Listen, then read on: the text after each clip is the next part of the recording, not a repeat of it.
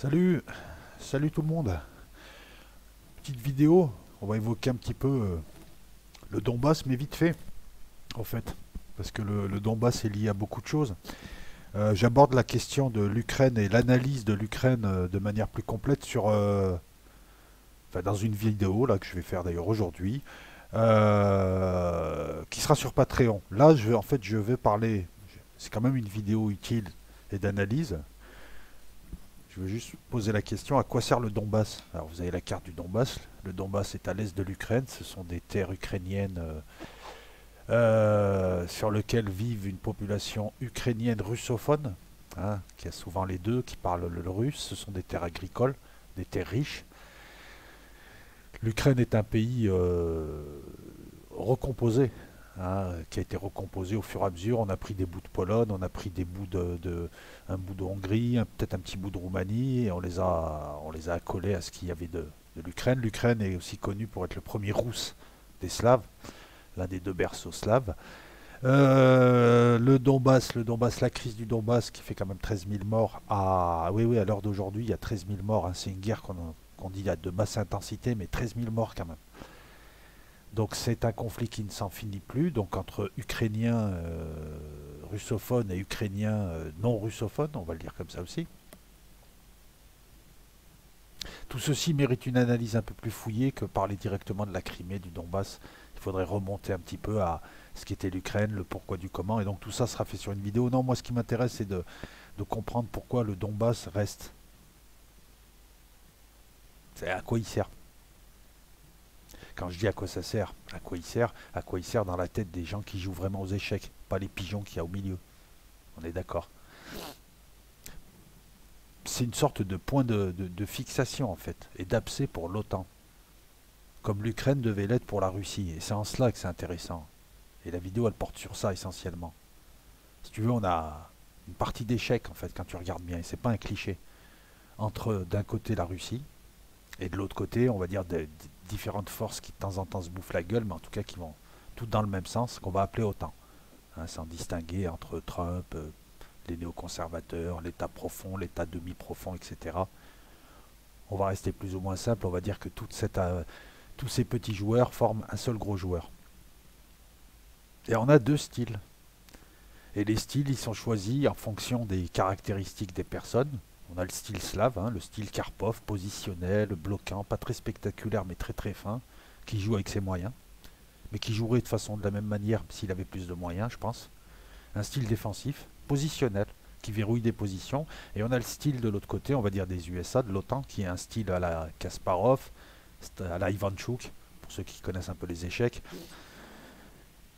Un style stratégique, une ouverture en, on va dire en E4, hein, agressif, qui impulse, qui attaque, qui n'hésite pas à sacrifier.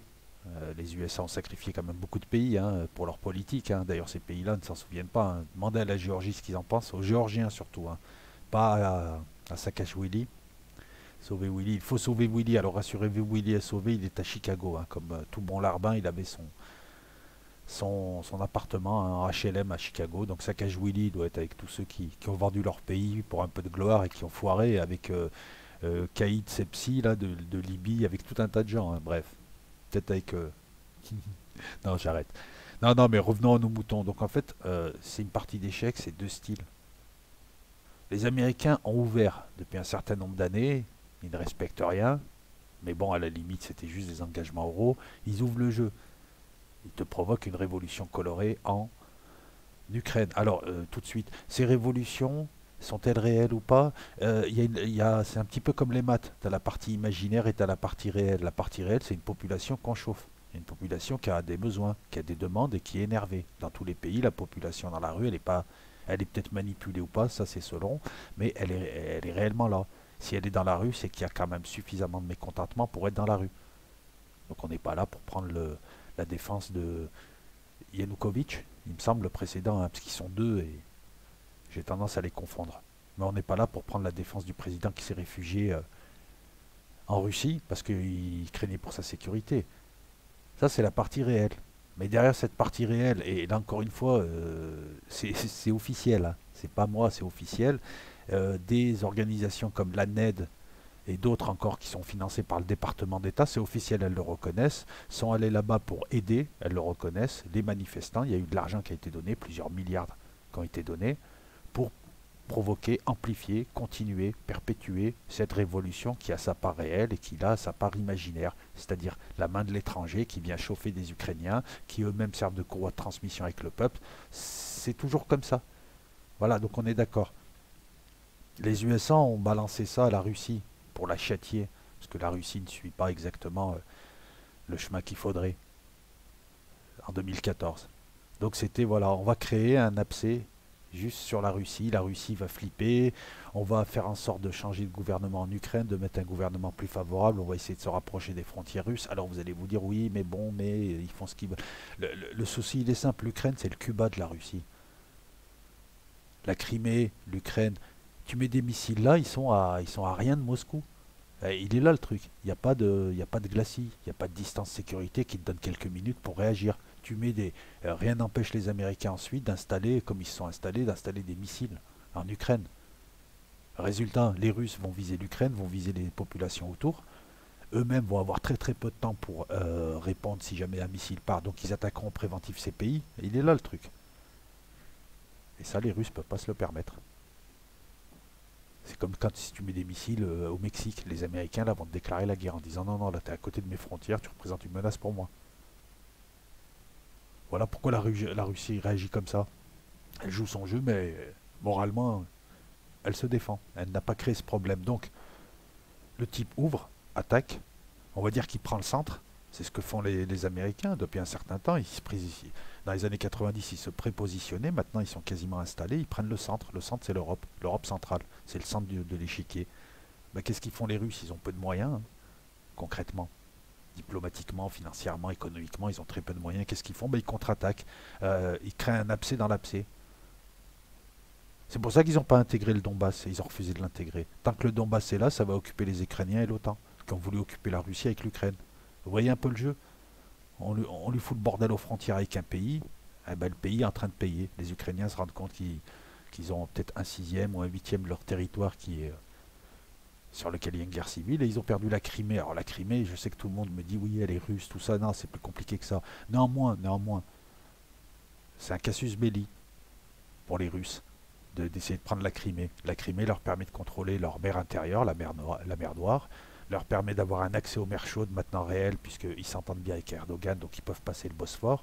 La Crimée, il y a une base à Sébastopol, et les Américains comptaient s'installer. Ça, c'est un casus belli. Donc les Russes ont pris la Crimée, alors qu'elle était ukrainienne, certes, c'est illégal, mais il y a le principe, l'exemple du Kosovo qui démontre que de l'autre côté, voilà.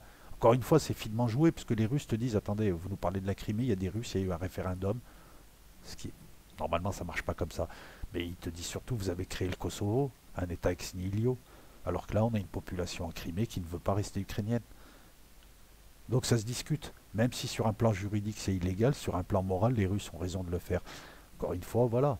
Qu'est-ce qu'ils ont fait en Crimée? Ils ont joué aux échecs. Ils ont envoyé des troupes, ils ont envoyé des soldats, il y avait des soldats, ils ont repris la Crimée sans tirer un coup de feu. Vous voyez, on a deux parties. D'un côté, un type qui lance des attaques, de l'autre côté, un type qui les verrouille, comme il a fait en Syrie, avec très peu de moyens, qui laisse l'autre attaquer et qui vise les structures, qui vise les angles, qui vise les points, qui sait où taper, qui voit les points faibles de l'attaque de l'autre. Deux joueurs d'échecs, deux styles, un style positionnel, un style qui renverse tout, et pour l'instant le positionnel bloque bien, très très bien, avec peu de moyens. Le style flamboyant du joueur qui a quand même un budget de 738 milliards de dollars, rien que pour lui. Je ne parle pas du budget de l'OTAN qui est de 1000 milliards de dollars à peu près. Imaginez-vous un petit peu. Allez, une partie d'échecs. L'installation des bases tout autour de la Russie, c'est quoi? Voilà, c'est positionnellement parlant, on essaye de prendre le centre. La Russie, qu'est-ce qu'elle a fait? Elle a joué fin. Elle essaye de diviser le centre avec Nord Stream, avec sa main tendue aux Européens. Elle a réussi à diviser un peu sur le côté avec Erdogan, puisqu'Erdogan est plus pro-russe maintenant, il fait plus des affaires avec des Russes qu'avec les Américains. Il vient encore de menacer quasiment de revoir son attitude quant aux bases américaines en Turquie. La Russie, verrouille ses ailes, la Syrie, la Russie verrouille aussi son autre aile. Alors c'est pas un échiquier comme on le voit nous, hein, c'est l'échiquier du monde. Elle verrouille sa défense, hein, elle joue solide, hein, en attendant de reprendre le centre qu'elle n'a pas lâché, c'est l'Europe. Donc elle verrouille sa défense, elle s'entend bien avec la Chine, elle fait des affaires avec la Chine. Elle verrouille l'Arctique. Et les autres c'est les pions. Hein. L'Union européenne c'est la tour ou je ne sais quoi, ou un fou, ou un cavalier. Les autres regardent. Certains ne veulent pas jouer. Les Chinois n'ont pas intérêt à jouer, ils sont pas prêts. Eux, ils se préparent. Pendant que les autres s'affrontent, eux, ils se préparent. Ils sont juste là pour aider un petit peu. En aidant les Russes, ils gagnent du temps. Ce sont des alliés objectifs des Russes. Là, encore une fois, ce sont des alliés objectifs et non pas subjectifs. C'est-à-dire que c'est des futurs adversaires qui l'ont été. Il y a des terres en Extrême-Orient russes qui sont convoitées par les Chinois, qui ont une grande population et qui veulent s'étendre et qui s'installent. Et les Russes ont peur parce qu'ils ont une natalité faible. Hein. Les Russes perdent des gens. Il me semble que le nombre d'habitants est de 147 millions. Il y a encore quelques années, il était de 160 millions, il me semble. Il y a la grande partie, cette partie qu'on voit en Syrie, un peu partout, cette partie d'échecs entre deux très bons joueurs. Et il y a les parties annexes à l'intérieur de la partie. Cette partie-là, c'est le tapis de sol. Cette partie-là, c'est celle qui influe sur toutes les autres parties. Si les autres joueurs veulent jouer, je sais pas, tu es en train de jouer au Sahel, mais c'est les Américains qui t'ont autorisé à jouer, qui te permettent de jouer tant que tu ne déranges pas la grande partie. Tu as plusieurs parties, petites parties qui s'entrecroisent dans la grande, mais c'est celle-ci qui fait. Et c'est celle-ci qui détermine l'issue du monde, qui fait le monde, qui fait l'histoire. Voilà, c'était juste ça, hein, c'était juste revoir le Donbass d'une autre manière, en disant que c'est un très très beau coup russe, hein, parce que certains au départ se demandaient mais pourquoi est-ce que les Russes n'intègrent pas directement le Donbass? C'est parce qu'ils sont dans une stratégie beaucoup plus fine d'usure de leur adversaire, qui use beaucoup plus de moyens qu'eux, qui est en perte de crédibilité, mais qui continue à être fort et puissant et qui continue à pratiquer sa fuite en avant. Donc voilà, donc la partie d'échec, elle est simple. Hein. De toute façon, il faut garder le centre, hein, l'Europe. Et le joueur OTAN, bah, il a du mal, surtout le joueur actuel, Trump, parce qu'il froisse ses alliés. Alors, je ne juge pas sa politique, hein, peu importe pourquoi il le fait, comment, etc. Il froisse ses alliés. Et Poutine a compris qu'il fallait tendre la main. Et depuis quelques années, il a réussi à séduire le président hongrois. Macron, qui a compris qu'il fallait faire quelque chose, parce que Macron, c'est peut-être le seul sur ce coup-là qui a compris que si l'Union européenne ne faisait rien, elle perdait. Il fallait faire quelque chose. Et il essaye timidement. Voilà pourquoi il est en train de, en ce moment, il s'aperçoit que Trump n'est pas fiable, que les USA sont dangereux, mais qu'on ne pouvait pas leur dire, mais qu'ils étaient pas nos amis. Donc il essaye de taper son vice. Il reçoit Poutine à Brégançon. Il tend la main tout en restant ferme parce qu'il a des marchés financiers qui l'observent. Donc de temps en temps, il fait style. Mais on sent qu'il a envie d'aller rééquilibrer la politique française du côté de chez Poutine pour dire voilà, qu'on en a marre des sanctions américaines, on en a marre de Trump, on en a marre de ces gens qui nous imposent. La Russie a réussi quand même à tenir le centre, alors qu'elle se faisait attaquer, puisqu'on lui a imposé des sanctions qui se sont retournées contre les producteurs européens. Les producteurs locaux russes ont bénéficié des sanctions à l'encontre de la Russie. La Russie n'a pas trop morflé des sanctions. La Russie a réussi économiquement, alors elle a un petit budget, elle a un petit PIB par rapport à son territoire, elle a une petite économie, elle a réussi à ne pas avoir de dette, ou quasiment pas. Des déficits budgétaires microscopiques. Le déficit budgétaire russe, tu le résorbes avec ton argent de poche. Donc, à travers, c'est une partie d'échec aussi qui se joue non pas seulement sur le temps et sur un territoire donné, mais aussi sur plusieurs dimensions. La dimension politique, la dimension économique, la dimension. La Russie vient de se faire bannir 4 ans des prochaines compétitions mondiales, que sont les Jeux Olympiques, je crois, et la Coupe du Monde de football, pas celle qui arrive, mais la prochaine, parce qu'il y a des suspicions de dopage organisé à haut niveau. Vous allez me dire les Américains et les autres. Oui, oui, je sais, je sais. Mais ce que je veux dire, c'est que tu vois, ça se joue même à ce niveau-là, au niveau des sanctions. Les athlètes russes ne pourront plus se présenter sous la bannière Russie. Et ben ça, c'est une attaque américaine. Et les Russes, donc, voient les attaquent quasiment pas. Hein. Regardez, ils ont fait que des gestes de blocage. Hein. Ils ont juste joué positionnel systématiquement et puis très très près de leur camp aussi. Parce qu'ils jouent avec leurs moyens. Et quand tu as un gros adversaire bien bourrin qui attaque et un adversaire plus intelligent qui a moins de moyens mais qui sait les utiliser et optimiser ses forces, en général, lorsque le jeu dure, c'est le gros qui a plein de pièces qui à un moment donné se retrouve en faiblesse. Alors de là à dire que les Américains sont en faiblesse, de toute manière on sait que les Américains, enfin l'OTAN, casse le jeu, brûle le jeu lorsqu'il perd. Donc ça finira toujours par une guerre d'une manière ou d'une autre. Mais là, voilà, à travers le Donbass, on a un petit peu une autre lecture de ce qui se fait, une lecture affinée, on va pas dire une lecture fine, hein, tu n'avais pas besoin de moi pour le voir, mais enfin voilà. Donc à quoi sert le Donbass? Ben, il sert à créer un abcès de fixation pour ceux qui ont créé un abcès de fixation plus gros qui s'appelait l'Ukraine aux frontières de la Russie. Voilà. Tu me crées un problème et tu utilises des pigeons, ben ces pigeons, je leur crée un problème qui les occupe eux. Donc l'Ukraine est occupée par le Donbass. Voilà pourquoi le format Normandie, toutes les tentatives de négociation, de dialogue, toutes les tentatives de cesser le feu foirent, parce que la Russie a intérêt à entretenir ce conflit mais à très basse intensité. Les Américains, eux, par contre, ont intérêt à en finir avec ce conflit, qui les dérange maintenant. Et voilà pourquoi il y a 13 000 morts. Voilà, j'espère que ça vous a plu. N'hésitez pas, commentaires, les précédentes vidéos, merci, plein de commentaires intelligents sur la crypto, des gens pas d'accord avec moi sur ma vision du Irak. Hein. Ma vision, elle n'est pas fixée, puis je vous remercie. Voilà, c'est des gens intelligents, ça fait plaisir. Des gens qui te font des posts de 30 lignes avec plein d'arguments, plein de choses qui t'amènent à réfléchir. Donc je vous remercie et c'est le principe de ces pages. Même si je réponds pas, je vous lis. Le principe, il est que quand vous n'êtes pas d'accord et vous êtes des gens normaux, hein, pas des harceleurs ou des tarés, voilà, vous savez vous exprimer, vous exprimez. Là, c'est pareil. Si tu as une autre lecture sur ça, si tu penses des choses sur la Crimée, l'Ukraine, le Donbass, cette partie d'échec, n'hésite pas, tu mets ton petit post, t'as pas envie de mettre de post, tu mets pas de post, en tout cas j'espère que. Et je parlerai plus longuement, mais c'est un travail qui suppose quelques heures d'écriture quand même. Je parlerai plus longuement de l'Ukraine, du Donbass, du conflit au Donbass, de l'Ukraine, de ce qui s'est passé à Maïdan et de ce qui s'est passé avant, parce que tu ne peux pas comprendre ce qui s'est passé si tu ne remontes pas le temps, dans une vidéo beaucoup plus longue, beaucoup plus complète, illustrée, à base de cartes, à base de tout ce qu'il faut en visuel, en tout cas pour que ça soit confortable pour toi. Je ferai cette vidéo et je la mettrai sur Patreon. Je fais pas de la pub Patreon. Ce que je veux essayer de faire comprendre, et je remercie celui qui m'a posé la question, c'est que sur Los Locaux, je vais continuer à faire des vidéos avec des analyses, des vidéos qui se veulent bien. Ce qu'il y a, c'est qu'elles seront peut-être moins illustrées, elles seront plus dans la discussion. Et sur Patreon, les vidéos prennent beaucoup plus de temps. Donc c'est autre chose. Voilà, c'est pas viens sur Patreon me donner de l'argent. Non, c'est pas ce que je veux te dire. Ce que je veux dire, c'est que je vais créer un truc à 2 étages où je vais mettre des vidéos que je travaille comme celle-ci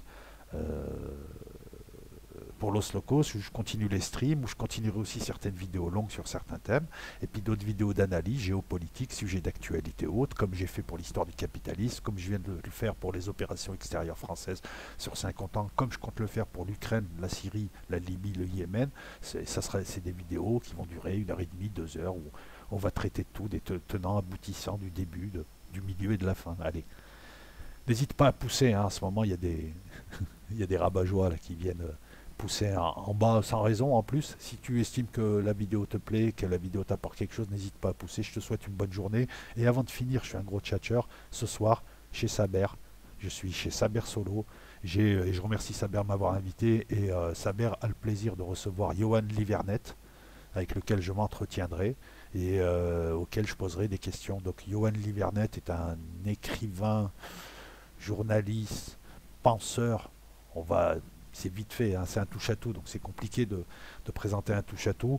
Du sud de la France, il est de Toulon, et catholique, et c'est un vieux de la vieille. Il était là bien avant qu'il y ait une dissidence autoproclamée, puisque déjà dans les années 2000-2010, hein, moi je l'ai connu, il me semble, en 2009, déjà il analysait, il réfléchissait, il proposait, il écrivait, il présentait, il a une chaîne, il a un blog. Donc voilà, donc il sera chez Saber Solo à partir de 21h, il me semble, ou 21h30, et ça va être intéressant puisqu'on va parler nouvel ordre mondial, on va parler politique, géopolitique. J'espère qu'on pourra parler eschatologie, on verra ça avec Saber. Hein. C'est chez Saber, c'est pas chez moi. Et ben venez nombreux si vous avez envie. Donc à ce soir, ciao tout le monde.